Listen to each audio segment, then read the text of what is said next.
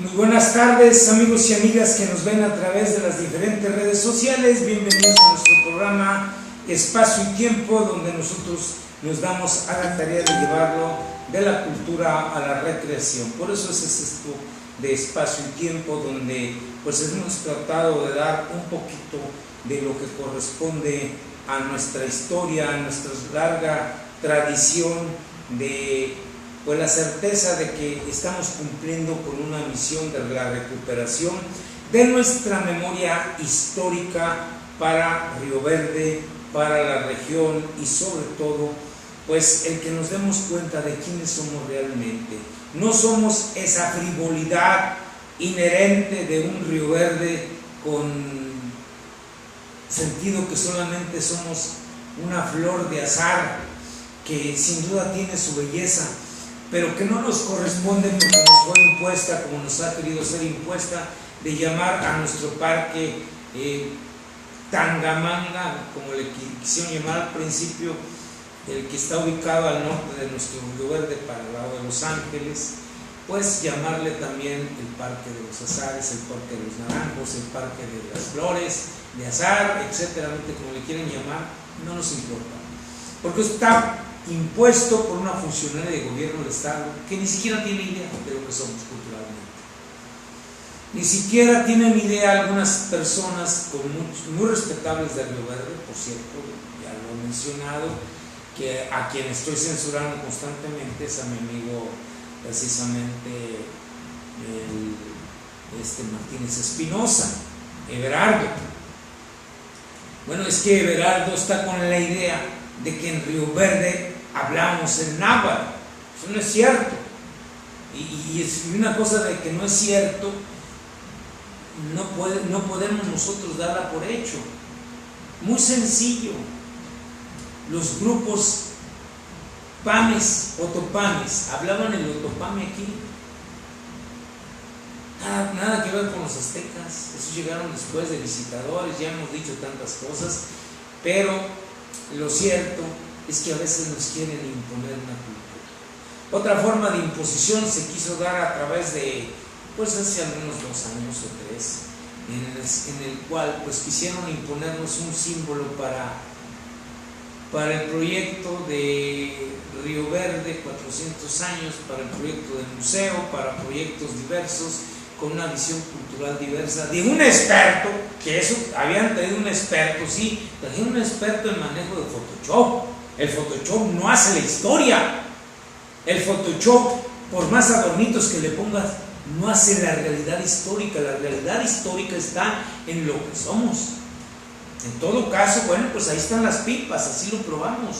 Están las pipas y después resultaron que había pipas de mármol, que serían las emblemáticas realmente también de Río Verde, porque fueron encontrados aquí en la región, entre el Río Verde y el Río Verde, en la parte de Ciudad Fernández, que hoy corresponde a Ciudad Fernández, pero no a la región geográfica del Río Verde. Sí, la región geográfica del Río Verde abarca todo, ambos municipios. Por lo pronto, el Museo Regional del Río Verde, tanto de fernandenses como rioverdenses, como de otros municipios que se quieran adherir a nuestra visión regional de la historia. Ahí está. Entonces sí, pero querían meternos unos caracolitos, unas conchitas, que porque si no estamos en el mar y se trata de conchas, pues ahí están las de las almejas de los ríos, están los caracoles viejos del tiempo que esto fue un mar y pero eso no nos representa. Lo que nos representa es una cosa de actualidad, nuestra lengua y nuestros hábitos, porque de acuerdo a la historia que conocemos, pues en Río Verde hubo una cultura que se dedicó a producir pipas de piedra y de barro. Entonces aquí salieron las pipas. En ningún lugar del mundo hay pipas de mármol, más que nosotros. Entonces, ¿cómo vamos a imponer de criterios de gente ajena? Bueno, si luego hasta me reclaman aquí, y luego me dicen, ¿y cómo usted está hablando? Si luego van a querer imponerles hasta en cuestiones políticas. Lo de político mañana lo trato, Gracias. Y con todo respeto la pregunta va en el mismo sentido. Mañana la contestaré y les diré que no tengo conocimiento muy claro que voy a poder contestar esa pregunta. Lo cierto es que ahorita estamos hablando de cosas de cultura. Quiero decirles que una de las breves historias de la revolución es de Jesús Silva Gerso. Silva Gerso habla sobre la causa maderista, esta es del Fondo de Cultura Económica, y es una impresión de 1995, y en la cual, bueno, se constituyen muchas cosas. Hay que recordar que los Silva y los Gerso son originarios de aquí. Tienen nexos con Río Verde, tenían nexos con un pasado que se dio precisamente con las colonias que, pues, precisamente de aquellos ya tanto irlandeses como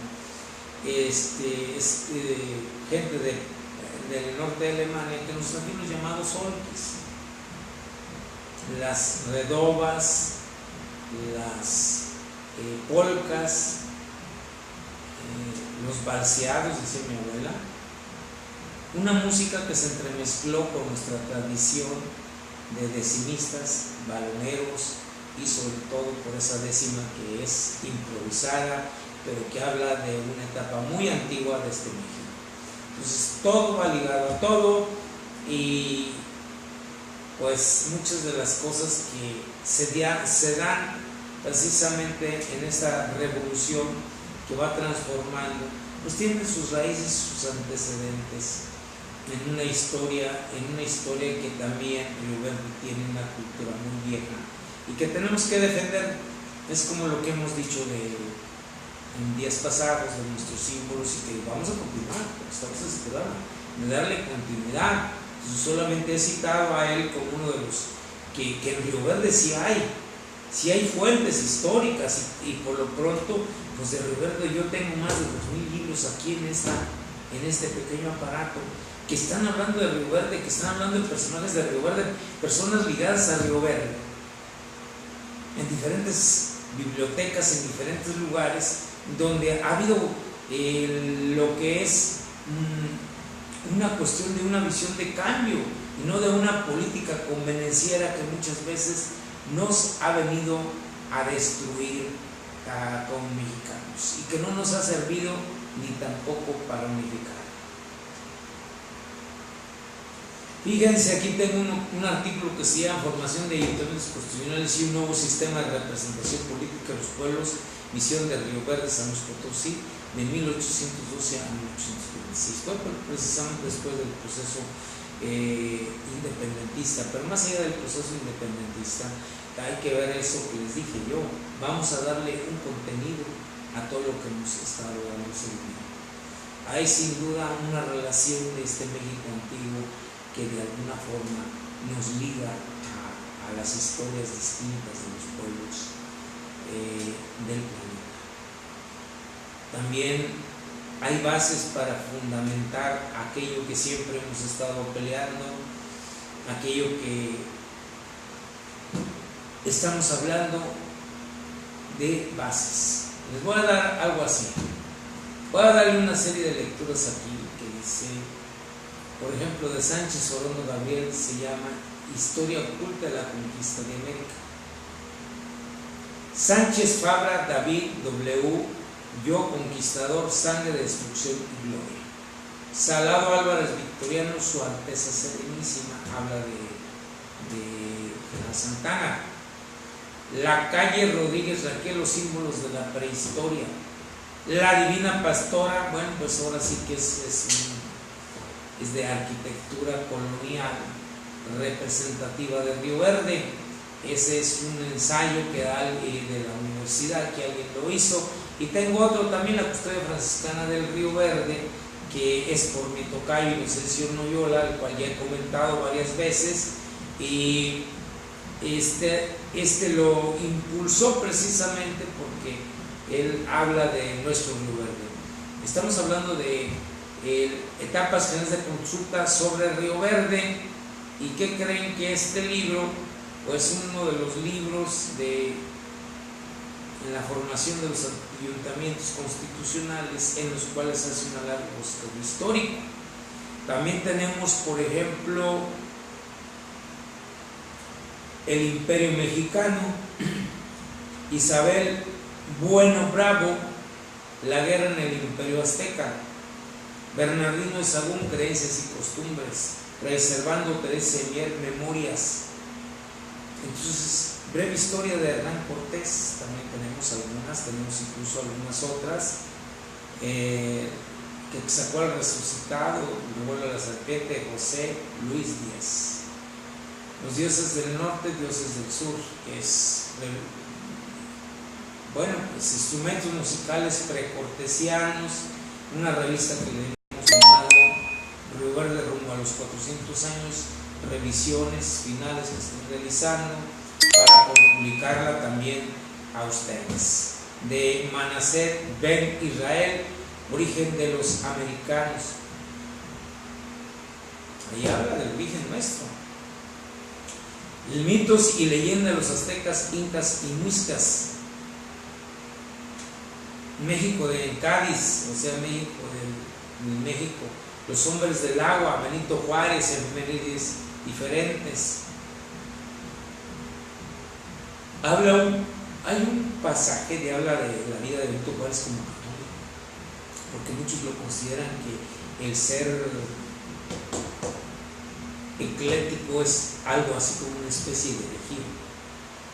Juárez, como todo buen católico, pues, impulsó a sus hijas, les dio una educación, les dio principios de tolerancia, les dio principios de amor universal, que esa es una visión de un verdadero católico.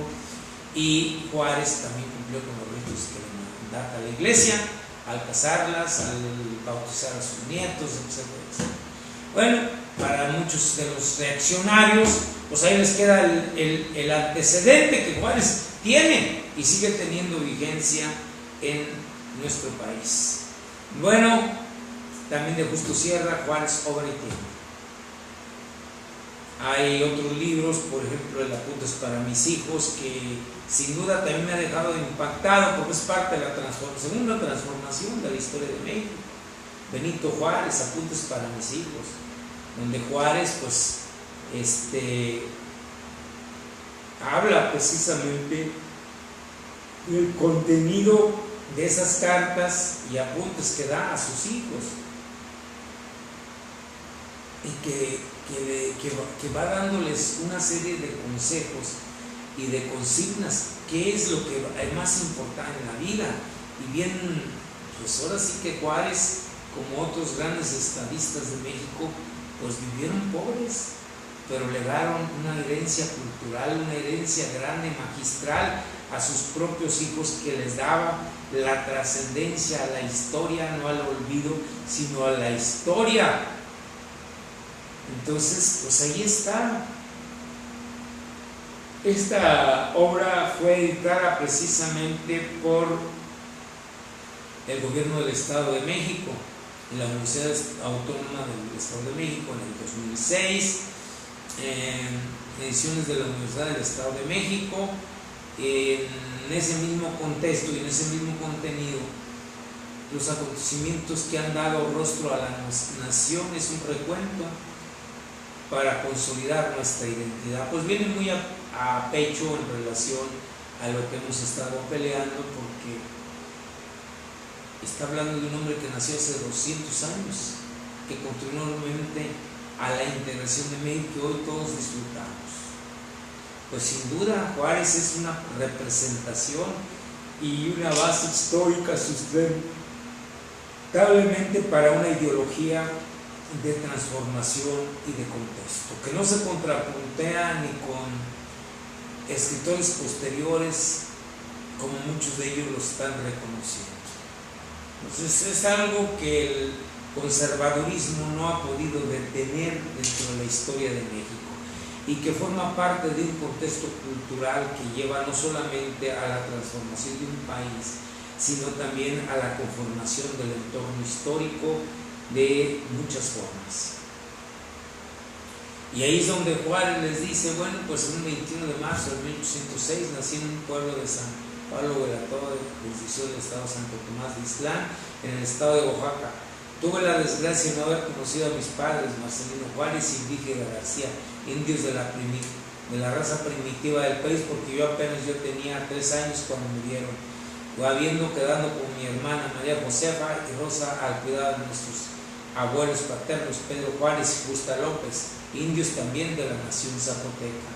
Mi hermana María Longinos, niña recién nacida, pues mi madre murió al dar luz. Quedó a cargo de mi tía materna, Cecilia García. A los pocos días murieron mis abuelos, a los pocos años murieron mis abuelos, perdón. Mi hermana María Josefa casó con Tiburcio López del pueblo de Santa María Yahuiche, y mi hermana Rosa casó con José Jiménez del pueblo de Ixtlán, y yo quedé bajo la tutela de mi tío Bernardino Juárez, porque los demás tíos, Bonifacio Juárez ya había muerto, y Mariano Juárez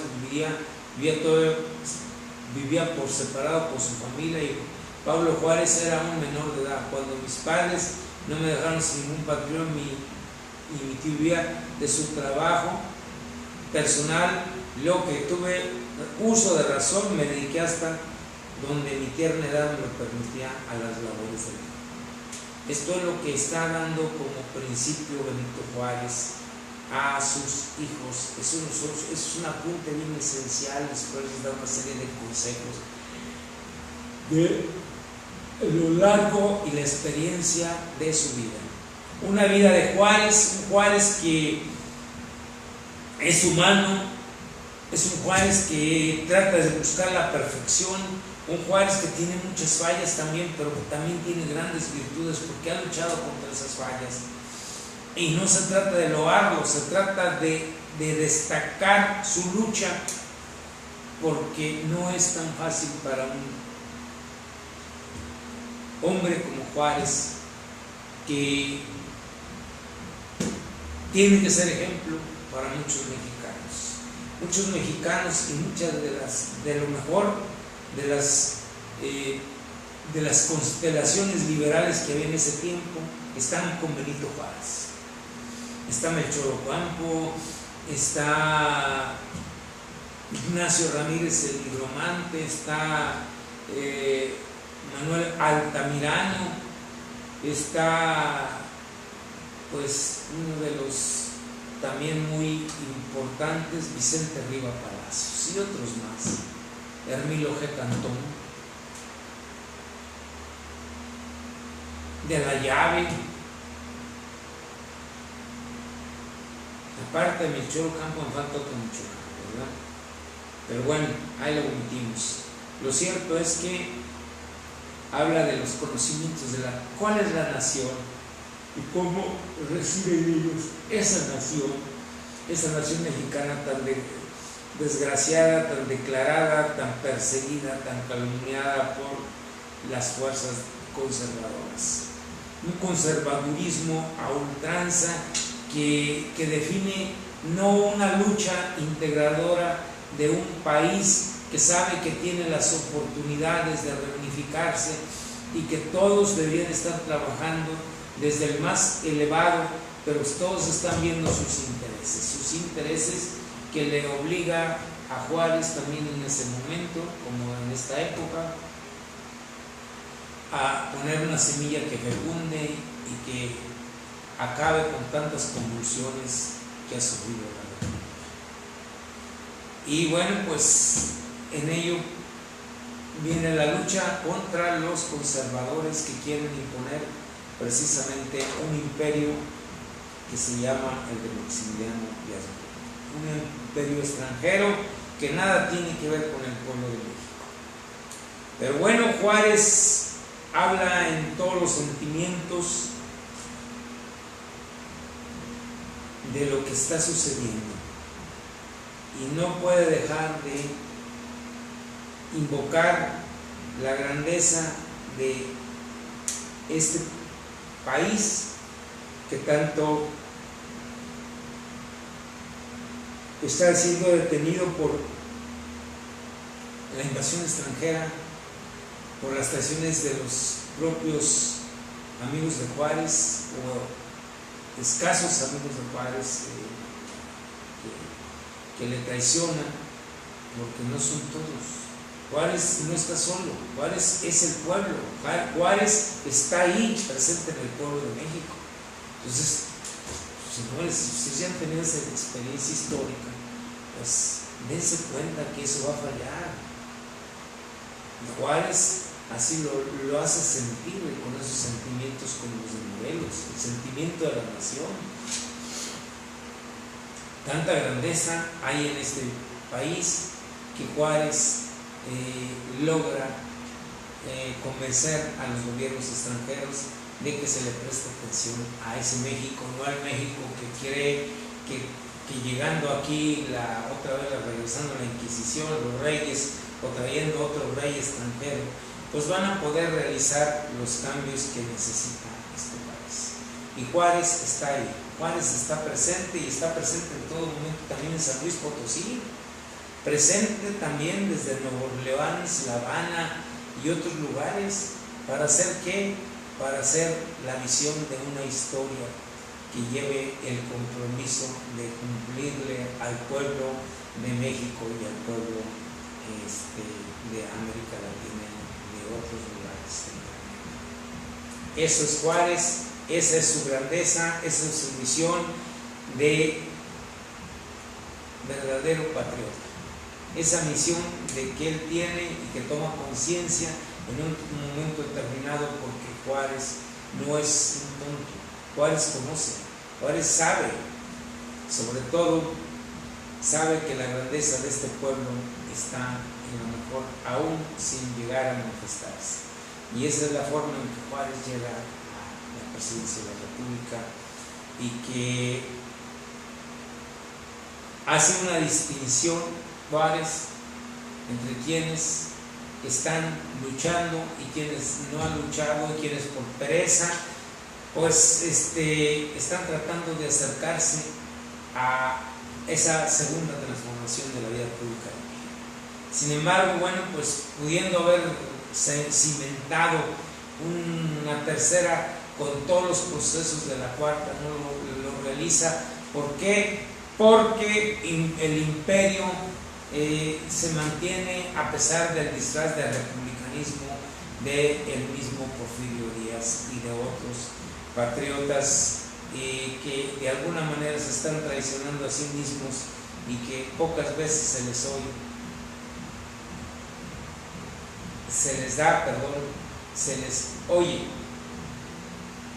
les da hoy por escucharlos.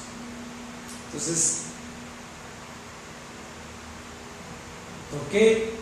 Porque el conservador no tiene el mismo afán de un liberal de ser vehemente, apasionado por el discurso de la historia y por el progreso del género humano.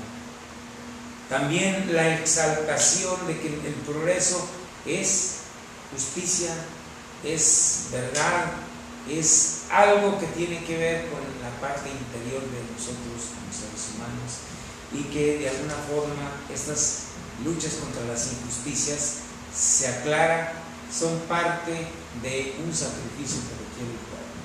Y eso lo hace que ocurra durante una etapa que se puede llamar de distanciamiento entre el proyecto original y la reconsideración de ese proyecto original de Juárez al pueblo de México. Es el pueblo de México quien recibe los reclamos de justicia, pero también recibe a un Juárez que se renueva, a un Juárez que en un momento, a pesar del cansancio, aún se mantiene en pie porque no cede ni ceja de realizar esas acciones llamadas de justicia, que tiene algo que ver precisamente en el que uno está en contra de la victimización y la injusticia.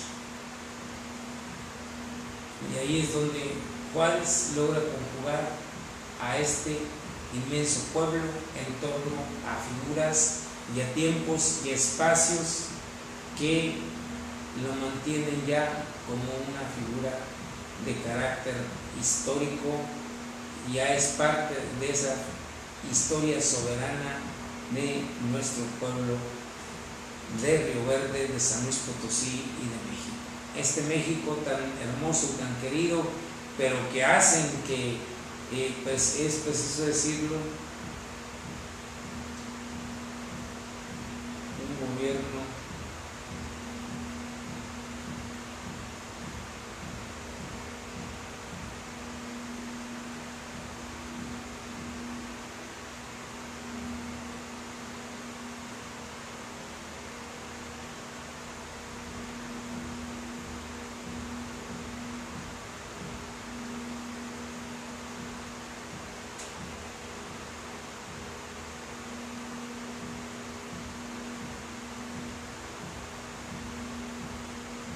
hay algo que es muy importante ver, y precisamente esa era mi preocupación, porque debemos compartir esa unidad de los mexicanos, así como en la primera transformación, en la segunda, en la tercera, y esta que es de carácter cultural. Es por eso que pues me hace reflexionar, porque desde entonces hay clamores de justicia. ¿Cuáles? No está solo, pero hay un clamor de justicia. Bueno, pues esto es lo que yo tenía que transmitir. Muchas gracias, y aquí estaremos precisamente el próximo martes dándoles lo relacionado a espacio.